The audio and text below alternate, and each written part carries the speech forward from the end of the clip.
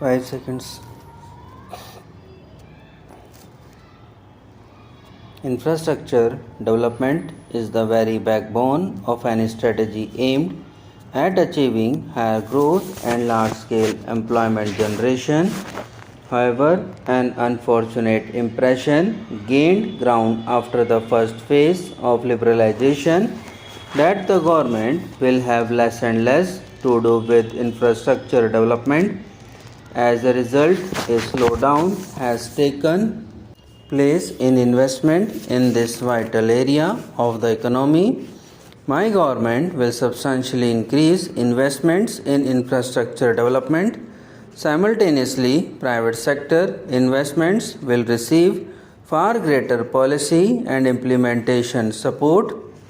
The Minister for Power has just recently announced wide-ranging initiatives on the power front. My government will take firm decisions and also support firm decisions of the state governments to bring financial viability to the power sector. The state electricity boards are bankrupt and need restructuring. The drain on internally raised resources has to stop.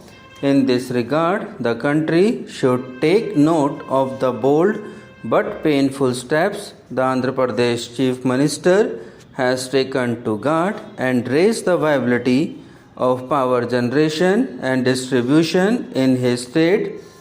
We also support in this regard the initiatives of the Orissa government. Delays in implementation have been the bane of infrastructure projects in India.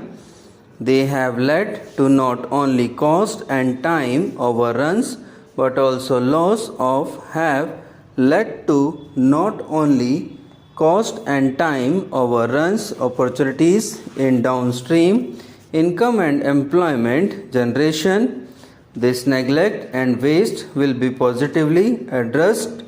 Towards this end, the Prime Minister's office will directly monitor all projects capitalized at more than rupees 100 crore each in the areas of power, roads, bridges and dams, irrigation, telecommunication, oil and energy, railway, ports and airports. My office will seek a monthly progress report on all such projects and ensure that they are completed and commissioned on due dates. Agriculture is the very heart of our economy and culture. Farm production has to reach a growth rate of at least 5%. Otherwise, our goals of overall income growth and employment generation, as also our promise to build a hunger-free India by the year 2010 will remain unfulfilled. Food security on a long-term basis is our urgent and immediate concern.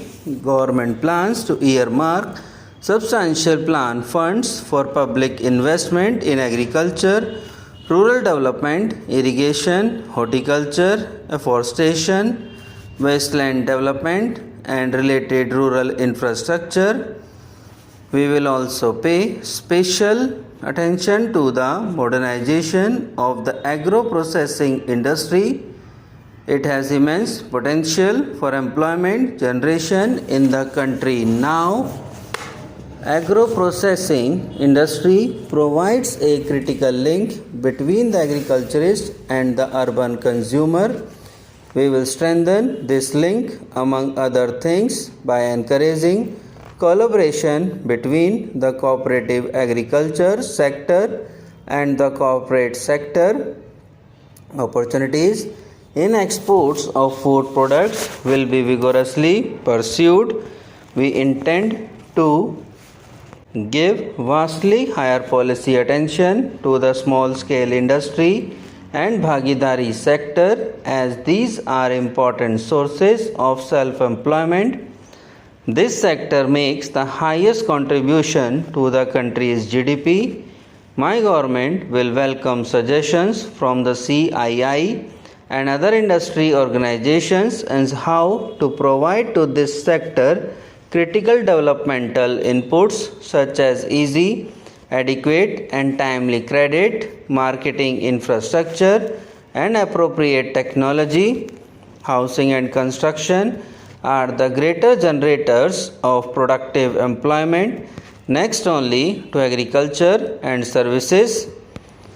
The national agenda for government has pledged to facilitate construction of 2 million new housing units each year with priority for low and middle income family needs. Within the next 60 days, my government will unveil a national housing policy. All impediments in the realization of our stated goals in the policy will be removed forthwith. The Urban Land Ceiling Act will be suitably amended to facilitate realization of housing goals and to boost construction. Information technology is an area of special importance. It has already revolutionized the world. No country can hope to develop global competitiveness if it ignores information technology. This is one area where India can quickly establish global dominance.